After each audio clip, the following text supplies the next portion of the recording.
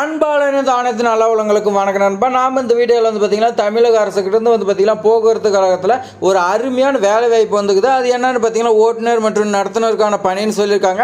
இதில் மொத்த காலி பணியிடங்கள் வந்து பார்த்திங்கன்னா 3274. கல்வி தகுதி வந்து பார்த்திங்கன்னா இதுக்கு 10th கொடுத்துருக்காங்க. இது அப்ளை பண்ணுறதுக்கு லாஸ்ட் டேட்டு 21/4/2025 சொல்லியிருக்காங்க. இதை பற்றின தகவல் வந்து பார்த்திங்கன்னா விண்ணப்பிக்கிறதுக்கு ஃபுல்லாக வீடியோ வந்து பார்த்திங்கன்னா ஸ்கிப் பண்ணால் ஃபுல்லாக எண்டு வரைக்கும் பாருங்கள். அப்போ தான் வந்து பார்த்திங்கன்னா உங்களுக்கு எப்படி அப்ளை பண்ணலான்னு ஃபுல் டீட்டெயில்ஸ் கிடைக்கும். அதேமாதிரி பார்த்திங்களா நம்ம சேனல் புது வியூவர்ஸ் வந்தால் சப்ஸ்கிரைப் பண்ணிட்டு பாருங்க. வாங்க வீடியோக்குள்ளே போகலாம். நான் டிஸ்கிரிப்ஷனில் வந்து பார்த்திங்கன்னா அப்ளை பண்ணுற லிங்க் எல்லாமே கொடுத்துட்றேன். நீங்கள் வந்து பார்த்திங்கன்னா அந்த லிங்க் கிளிக் பண்ணிங்களா இப்படி தான் வந்து பார்த்திங்கன்னா உங்களுக்கு லிங்க் ஷோ ஆகும். இதில் வந்து பார்த்திங்கன்னா கீழே வந்தீங்கன்னா ஃபுல்லாக இதில் லெஃப்ட் சைடில் வந்து பார்த்திங்கன்னா அறிவிக்கைன்னு சொல்லி கொடுத்துருக்காங்க. ரைட் சைடில் வந்து பார்த்திங்கன்னா ஆன்லைனில் விண்ணப்பிக்கன்னு சொல்லி கொடுத்துருக்காங்க. ஓடிபி செயலகம் பயனர் உள்நுழைன்னு சொல்லி கொடுத்துருக்காங்க. இந்த மாதிரிலாம் உங்களுக்கு டீட்டெயில்ஸ் கொடுத்துருக்காங்க. இதில் விண்ணப்பின்னு சொல்லி கொடுத்தீங்களா அடுத்த பேஜ் போகுது. இதில் வந்து பார்த்திங்கன்னா உங்களுக்கு கேட்குது நீங்கள் எந்த மாவட்டத்தில் விண்ணப்பிக்கிறீங்கன்னு. நான் வந்து பார்த்திங்கன்னா எக்ஸாம்பிள் சேலம்னு கொடுக்குறேன். அடுத்து வந்து பார்த்திங்கன்னா சேலத்தில் சேலமாக தருமபுரியான்னு கேட்குது. இந்த மாதிரி டீட்டெயில்ஸ்லாம் இருக்குது.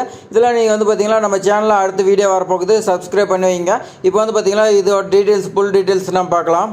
இப்போ வந்து பார்த்திங்கன்னா சாலை போக்குவரத்து நிறுவனம் வந்து பார்த்திங்கன்னா தரமணி சென்னைன்னு சொல்லி கொடுத்துருக்காங்க. நோட்டிஃபிகேஷன் வந்துக்குது. இந்த நோட்டிஃபிகேஷனில் வந்து பார்த்திங்கன்னா 8 போக்குவரத்து கழகங்களின் பெயர் கொடுத்துருக்காங்க.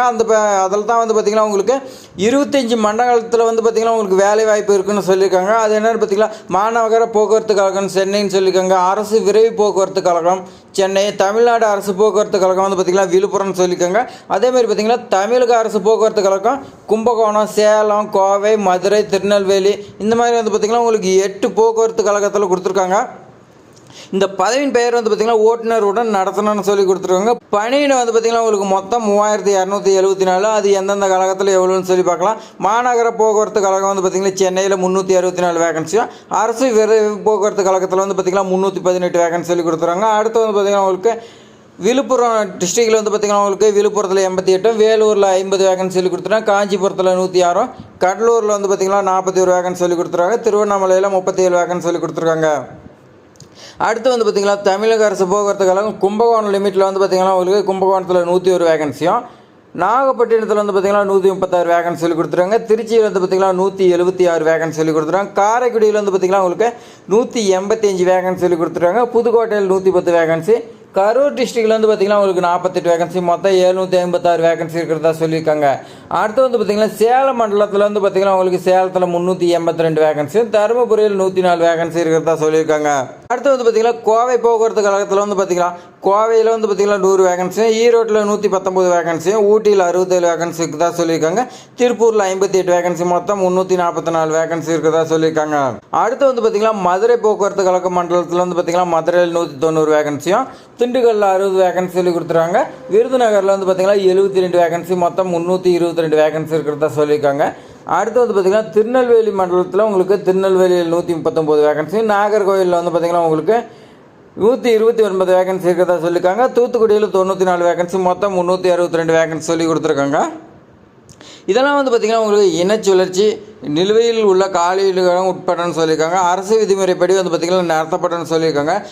இதுக்கான ஏஜ் லிமிட் வந்து பார்த்திங்கன்னா உங்களுக்கு 1/7/2025 வந்து பார்த்திங்கன்னா 24 வயசு பூர்த்தியாகி இருக்குதுன்னு சொல்லியிருக்காங்க.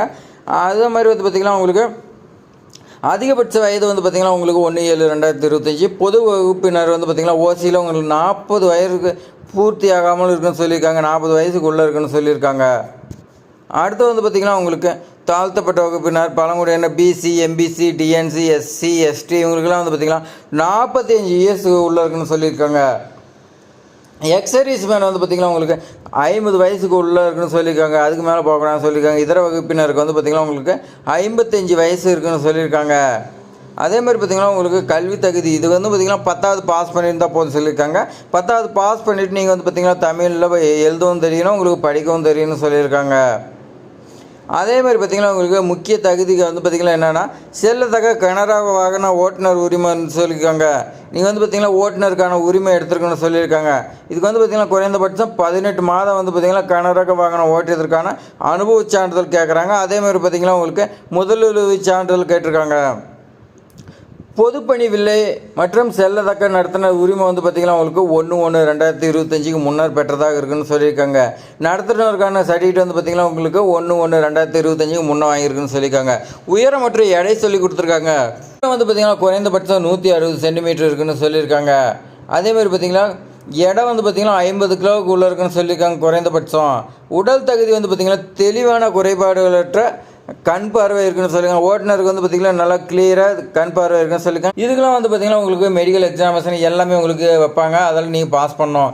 எவ்விதமான உடல் அங்க குறைபாடுகள் அற்றவராக இருந்தாலும் என்ன சொல்லியிருக்காங்க, ஏதாவது குறைபாடு இல்லாமல் இருக்குன்னு சொல்லியிருக்காங்க. அதேமாதிரி பார்த்திங்கன்னா சாலை போக்குவரத்து நிறுவனம் மூலம் ஓட்டுநர் பயிற்சியில் தேர்ச்சி பெற்றவர்களுக்கு குறைந்தபட்சம் 24லேருந்து 18 மாதங்கள் வந்து பார்த்திங்கன்னா முன் அனுபவம் ஆகிய நிபந்தனை பொருந்தாதுன்னு சொல்லியிருக்காங்க.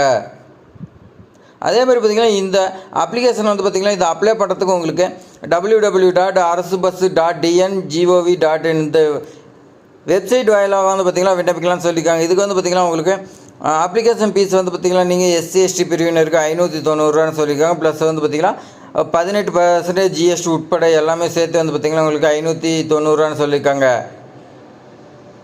அதேமாதிரி பார்த்திங்கன்னா இதர பிரிவினருக்கு வந்து பார்த்திங்கன்னா 1180 சொல்லியிருக்காங்க ஜிஎஸ்டியோட. இது கட்டணமாக வந்து பார்த்திங்கன்னா அப்ளிகேஷன் ஃபீஸ் செலுத்துன்னு சொல்லியிருக்காங்க. அதேமாதிரி பார்த்திங்கன்னா நீங்கள் விண்ணப்பதார முறையாக வந்து பார்த்திங்கன்னா எழுத்து தேர்வு, செய்முறை தேர்வு மற்றும் நேர்முக தேர்வு இருக்குன்னு சொல்லியிருக்காங்க. 3 எக்ஸாமினேஷன் இருக்குன்னு சொல்லியிருக்காங்க. அது என்னென்னா எழுத்து தேர்வு, செய்முறை தேர்வு. எழுத்து தேர்வு வந்து பார்த்திங்கன்னா எக்ஸாமினேஷன் வைப்பாங்க. செய்முறை தேர்வு வந்து பார்த்திங்கன்னா அந்த பஸ் வந்து பார்த்திங்கன்னா ஓட்டி காட்டுறது இந்த மாதிரி வைப்பாங்க. அதேமாதிரி பார்த்திங்கன்னா நேர்முக தேர்வு வந்து பார்த்திங்கன்னா உங்களுக்கு இன்டர்வியூ வைப்பாங்க. அடுத்து விண்ணப்ப கட்டணம் வந்து பார்த்திங்கன்னா நாட் ரீஃபண்ட் பண்ண மாட்டேன்னு சொல்லியிருக்காங்க. அடுத்து விண்ணப்பதாரர் வந்து பார்த்திங்கன்னா எழுத்து செய்முறை தேர்வுக்கு வருவதற்கான பயண செலவு வேறு ஏதாவது செலவு இருந்தால் வந்து பார்த்திங்கன்னா கவர்மெண்ட் ஏற்றுக்காதுன்னு சொல்லியிருக்காங்க. அதேமாதிரி பார்த்திங்கன்னா எழுத்து தேர்வு, செய்முறை தேர்வு இதெல்லாம் வந்து தேதி வந்து பார்த்திங்கன்னா எப்போ கொடுப்பாங்கன்னா எல்லாமே வந்து பார்த்திங்கன்னா இணையதளத்தில் தெரிஞ்சுங்கன்னு சொல்லியிருக்காங்க. இணையதளத்தில் வந்து பார்த்திங்கன்னா 21/3/2025 மதியம் 1 மணிலேருந்து 21/4/2025 மதியம் 1 மணி வரைக்கும் வந்து பார்த்திங்கன்னா அப்ளிகேஷன் வந்து பார்த்திங்கன்னா ஆன்லைனில் சப்மிட் பண்ணலாம்னு சொல்லியிருக்காங்க.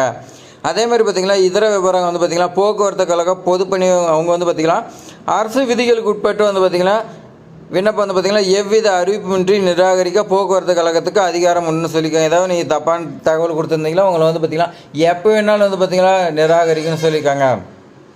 அதேமாதிரி பார்த்திங்கன்னா சென்னை உயர்நீதிமன்றத்தில் கேஸ் நம்பர் கொடுத்து அதை வந்து பார்த்திங்கன்னா வழிகாட்டுதல் கொடுத்துருக்காங்க. அதுபடி தான் வந்து பார்த்திங்கன்னா உங்களுக்கு வழிகாட்டுதல் படி அறிக்கை வெளியிடப்பட்டுன்னு சொல்லியிருக்காங்க.